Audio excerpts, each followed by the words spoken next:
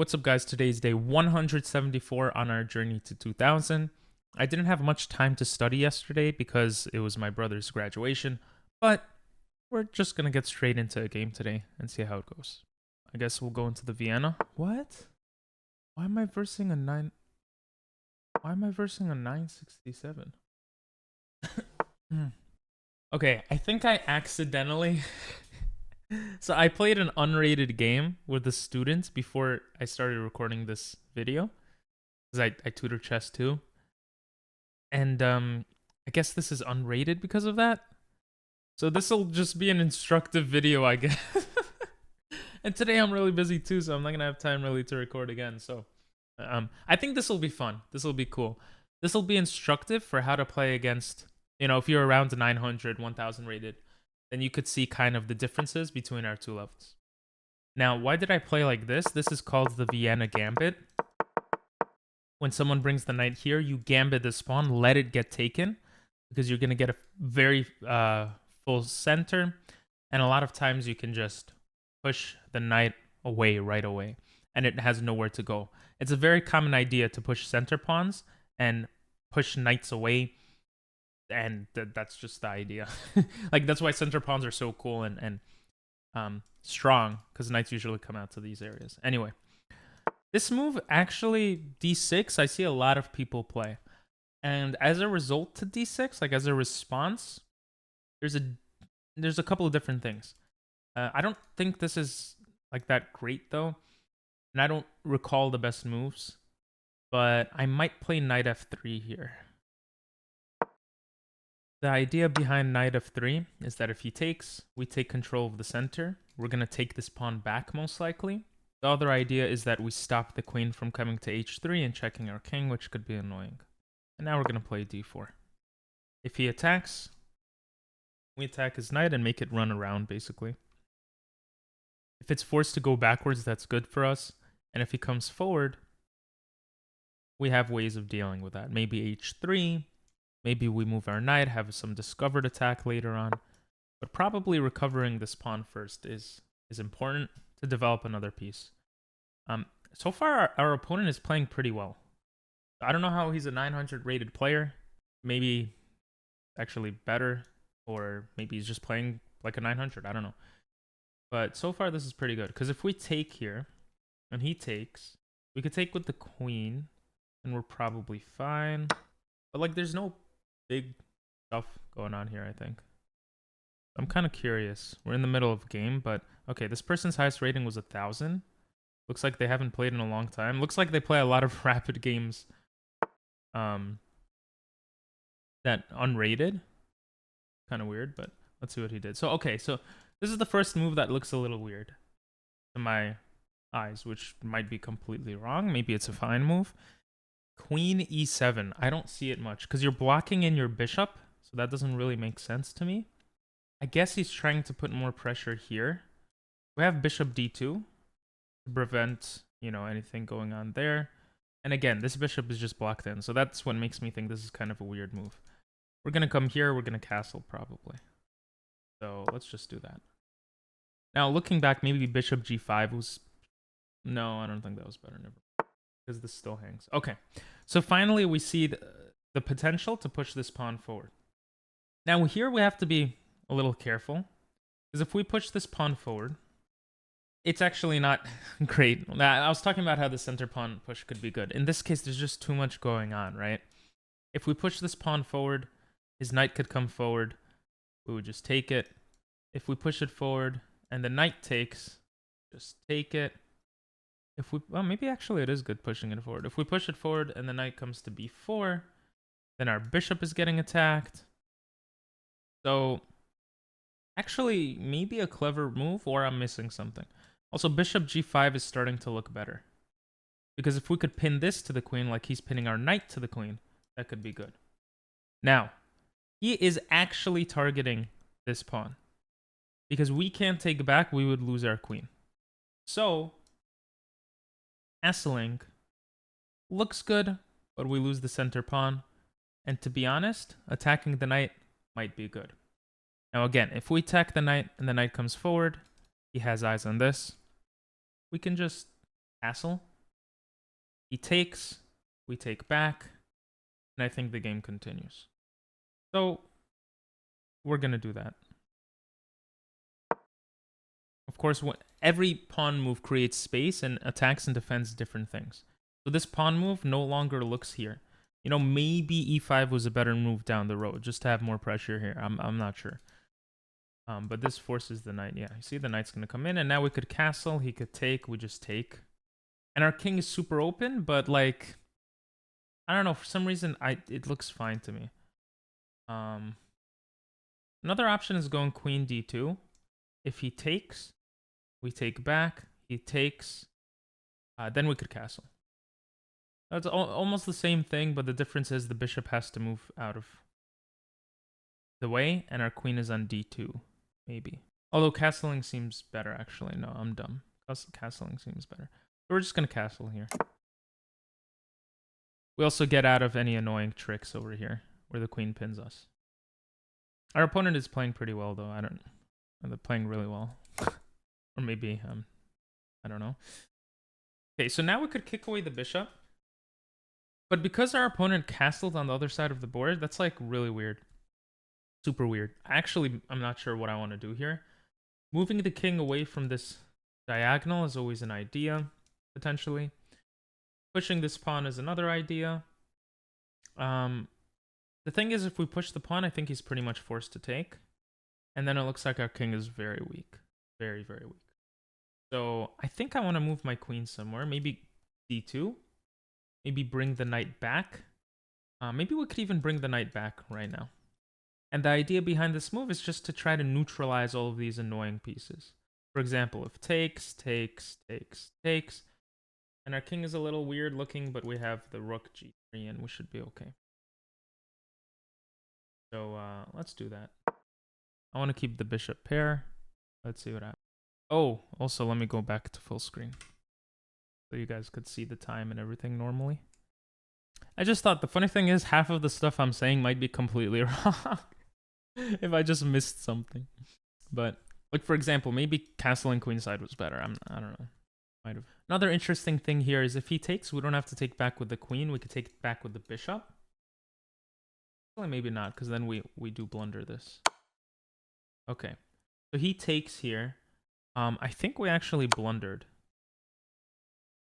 So with this move... Oh, no, we didn't. We didn't blunder. Never mind. Maybe we blundered a move before. Yeah, instead of castling here... No, maybe not. I was thinking because maybe we have one less protector of the center pawn, but we don't. Then we just do this. And like I said, the king is open, which is a little worrisome, but... Our pawns are all pointed towards the king, so that's also a thing in chess. That's a good thing. We can attack towards the king here. Maybe go c4, c5 type stuff. Maybe not now. And you could see, like, this, I would bet money that this queen e7 move, the computer is going to say was either not good or it was eh. Because this bishop is just still blocked in. But now let's think. If he comes back to d7, that looks very passive. It doesn't really seem like he could do anything else there. Maybe trying to stop my pawns from pushing forward. So I'm going to assume he goes back to h5. Then we have this knight g3 move. He could go back to g6. And then we might have some sort of discovered attack. Or we attack the knight and attack the bishop at the same time. I don't think it works though. He could just take. We could take. He could take. Yeah, it doesn't work. But, you know, maybe we have some sort of way of attacking the queen. The thing is this, and he just like when the bishop comes back, he's just gonna take. Yeah, like there was nothing else I feel like one can do there. Another idea is maybe to ignore this, try to bring the knight here, try to bring it here. But what is our knight doing there? I don't really understand. So maybe going right away for the c4 idea is fine. This of course makes it so we don't have to worry about our queen and f3 and stuff. So let's try that. I mean, our pawn protects this. It's a simple move. I don't think the move matters that much at this point of the game. Actually, now that I think of it, maybe bishop g5 and then knight f4 was better. So we get the bishop, but then he could open up his rook potentially. I don't know. Okay, that looks crazy. So the idea behind this is to open up the whole file so he could come in with a check. The reason why I say it looks crazy is because we win the bishop pair if we take, but also we have this bishop move to put pressure on the knight. So takes, bishop puts pressure, his knight comes here. No, then our bishop gets taken. I don't know, it just seems wrong. Let's just take. And now we might go rook f2 and then rook g2 to stop the rook from coming in. We also might go king h1 and then rook g1. The only problem with that is... Oh, I just realized that the knight could take. The pawn doesn't need to take. See, now I'm like, bishop g5 is a better move. Was a better move. Yeah, you see? I completely missed that. We could bring it back and trade here. This is an idea. But I want to keep the bishop pair alive, so let's just bring it back here. Now the idea might be a push here. I don't know what the idea is, to be honest, actually. So confused. This guy lost to a 1374. He lost to a 1400. He beat a 1000 rated player. So I guess he's around 1000. But now he's playing really well. Maybe all. I don't know. Making me feel pretty bad about my rating. I guess rating doesn't matter. Like at all. Okay, he pushes this pawn forward, which I kind of anticipated. Again, rook f2. Maybe he wants the knight to become an outpost here, but we just take. And I don't think we have any problems. Yeah, so other idea is pushing this pawn forward, takes. Pushing, takes. And if the rook comes in, then what? That's the problem. We could also move the king over. Takes. Rook here, takes. That's probably better. Let's move the king over. Yeah, so he does this move. I guess we'll take. He was attacking our bishop too. And then we're gonna get rook g1. And rook g1 also comes with rook g4. Also, this is a weakness we could attack now. Queen d2, doubling the rooks, and we don't have any problems here, I think. Rook h4 is not scary because of g4. Yeah. So this is the setup I want right now. Rook here, queen here, targeting this. Now, he can go bishop h6, but I think with our rooks doubled, I don't know, it just looks good. Like maybe the queen goes to c3 and does some stuff. Also, now I'm thinking maybe e5 at some point was a move to check and break in, but he just moves to the side. I don't know. Yeah, I think rook h6 is probably one of his best moves. Yeah. Now we'll just continue our plan.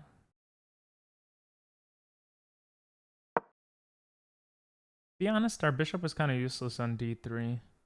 Maybe we bring it to f1 and then bring it to h3.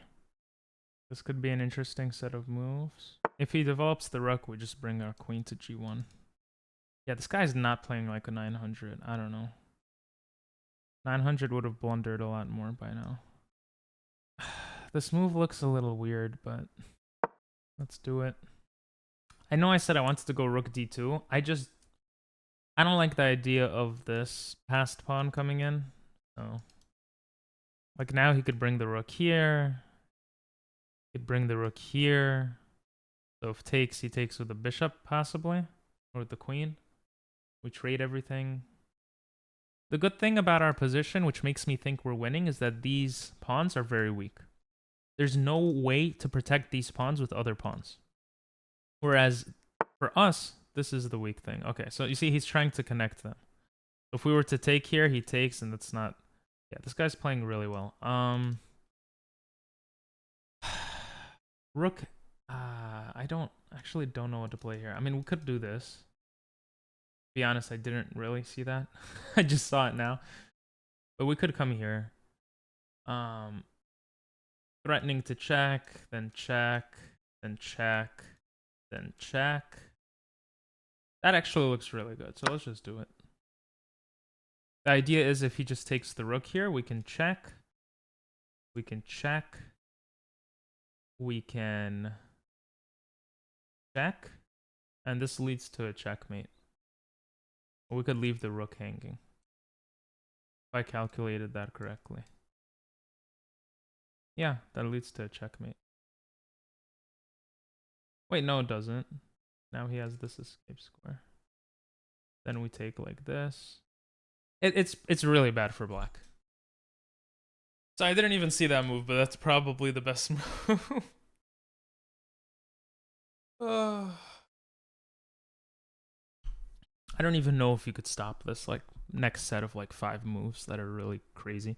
And you could see this d5 pawn already comes in handy. So maybe queenside castling was his mistake. I'm not sure. Okay. He makes this queen move, attacking this, making space for his king. Okay. So if we check, that might have been a really good move. This guy is playing really well. I don't know. Very sus. He comes here. I check. Now he has this escape square. Now, if I take this pawn, he could take our pawn. I could take with check. He could block with the rook, but then I just take, and this looks like it leads to something really bad. So I'm gonna just give the check here. But then again, our queen hangs. Maybe the best move is just to take and protect the pawn like this. No, it's not. It was what I was saying before. We could just check. He blocks, we check. What if he doesn't block? We take b7, and then we're threatening stuff. Yeah, I think now we just take. He takes this. Oh, maybe this is a real threat. Here, takes. Oh my god, yeah. Rook comes here. Rook comes here. No, because I could check. I could check and deflect the king away from the rook. So takes, takes. Check. He's deflected and we win the rook. Yeah, so this is fine. So now if he goes rook d7, we have queen c6. Threatening something that just looks bad. I don't see a mate, but doesn't look good. But then again, if we come here, he takes here. I mean, what? If we take... he block... Well, he can't block. Yeah, this looks pretty good for us. Wait, I just thought about it. Let's say he takes, we check. No, he can't block. What am I saying? The queen just comes in with the check. I was thinking if we take with the bishop, then we hang our queen. So that's something to be careful of. Also, we might have rook f takes on f. No, we don't. We don't have that. Queen takes on c7. Queen takes on v2. Queen takes with check. King goes here. Takes with check. He could double his... He could fix this. But this is a little scary looking, but this comes with check, so I think we're fine. Also, we might have some circumstance where our rook can come in. Sack, not sack, but get rid of our other rook. Probably queen e8 is a move here. No, it's not, because the bishop watches over the e8 square. Maybe it goes rook a2, a8 or something. That could be something, maybe. Then we'll go bishop c6, attacking that. Okay. So, I thought I mentioned this in my head at least, but I didn't really see it. We can come in with this check, but then we're connecting his pawns. Coming in like this. Yeah, I think we just take. And here we could bring the rook here. But I think bringing the rook back might... It's a little tricky. Because if I take like this, he connects his pawns. But if I don't take, He could take and have this pawn that could be very annoying. And if I try to connect the rooks, he could bring the bishop here, targeting this pawn. And I could protect against that. But the other idea is he could go rook b8. And now we're losing this pawn. So I think I'm going to go b3. And the idea behind b3 is just to connect everything. Not let his rook get in.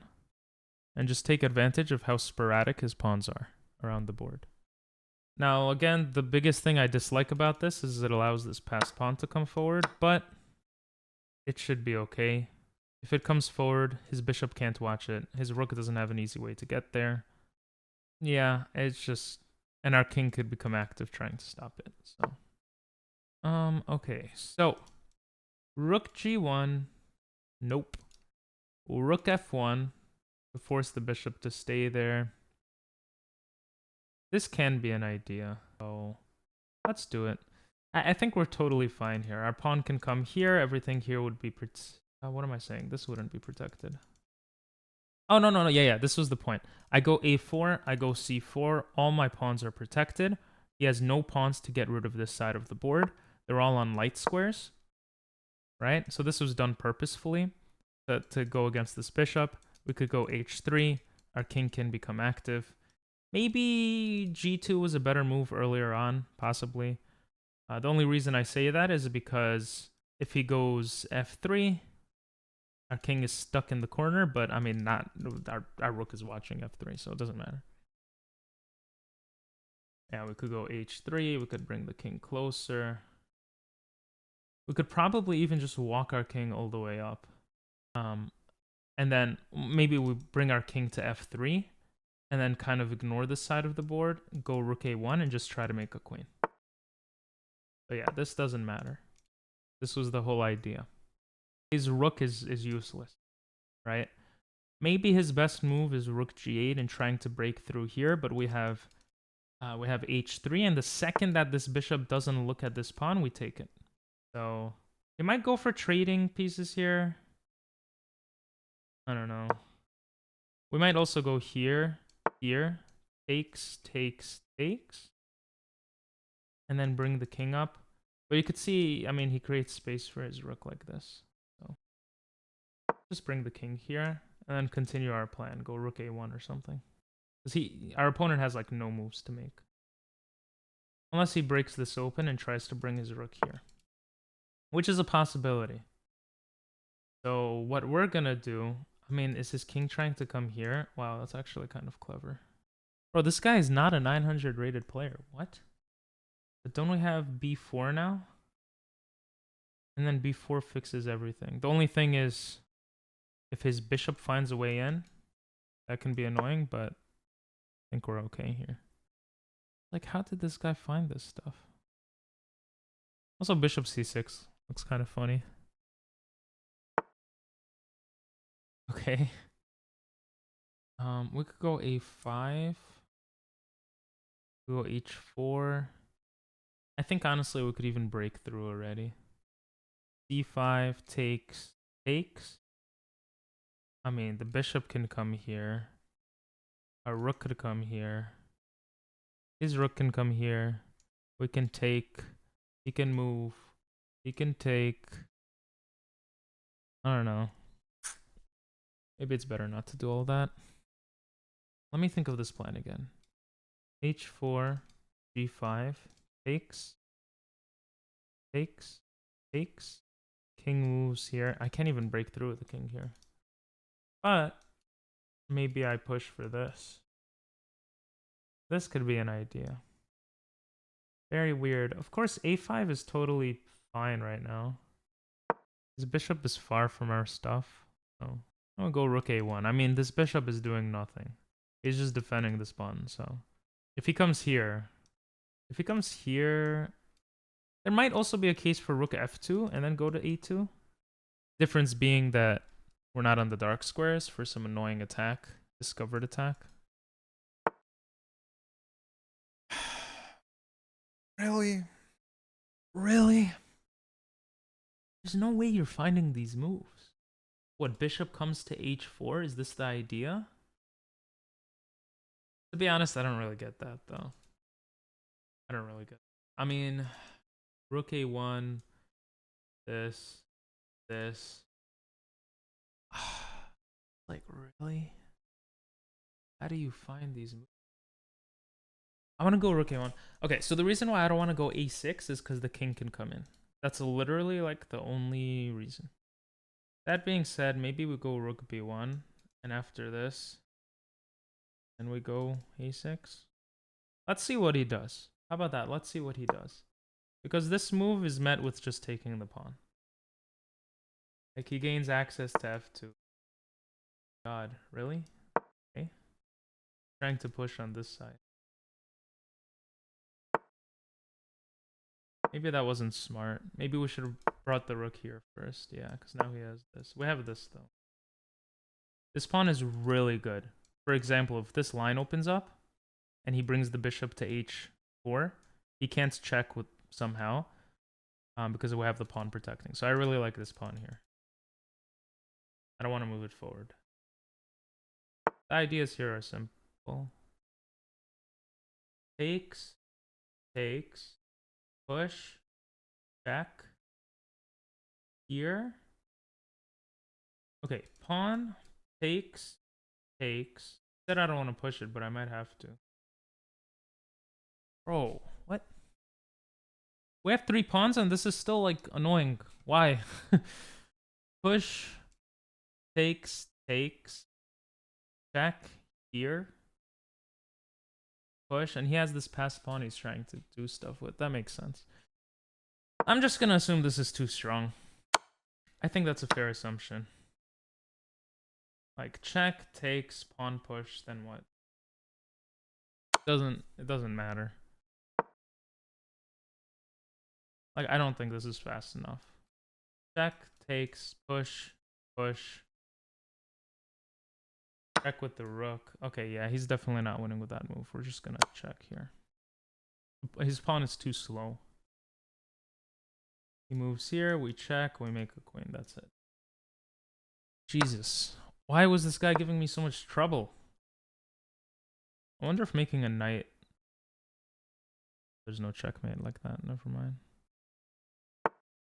Yeah, I think you had to bring the rook back, buddy. I don't think that makes any sense.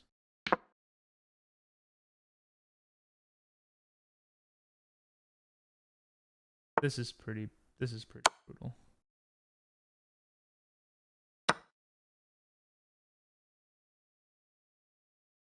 I'm just gonna make whatever moves make sense. Imagine I went rook e3.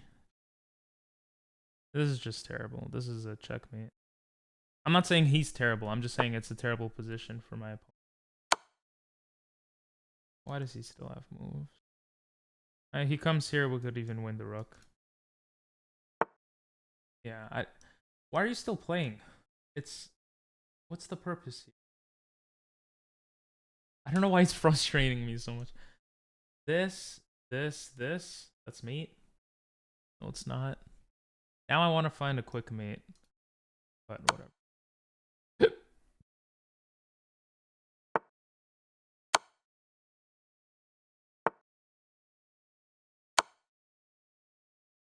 No checkmate. Bruh, like what's going on?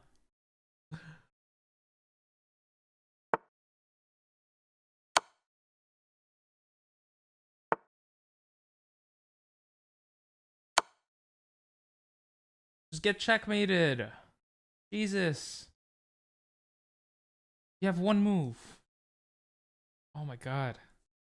Never playing unrated again. I'm just joking. This was actually pretty fun. It's pretty interesting.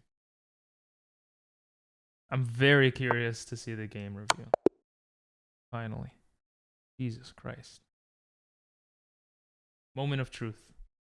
I played with 84.9% accuracy. My opponent played with 76. Pretty good, by the way. I did not play well.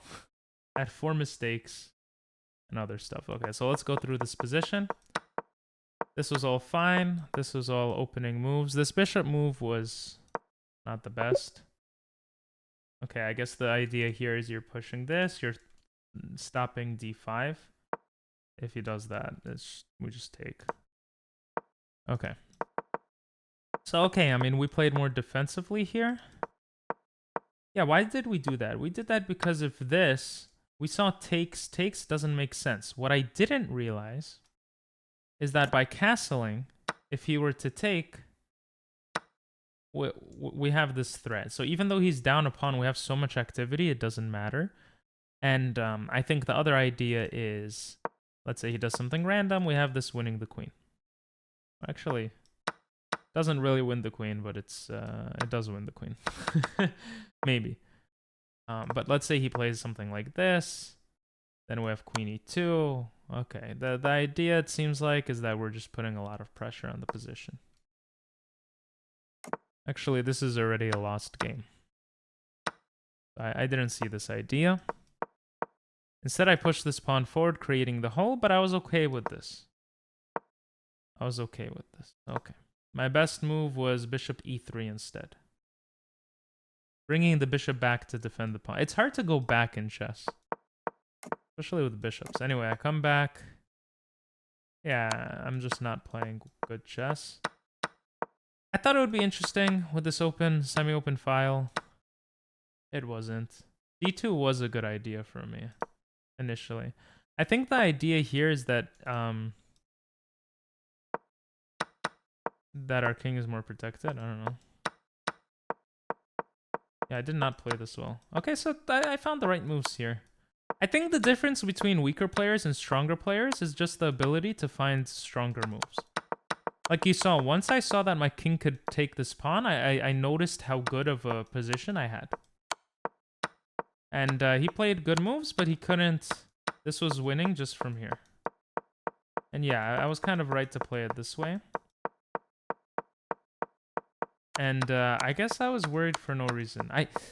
Bro, I even overestimate a 967 rated player. Like, I was just completely winning here. Okay, I didn't find mate in the fastest way. It doesn't matter.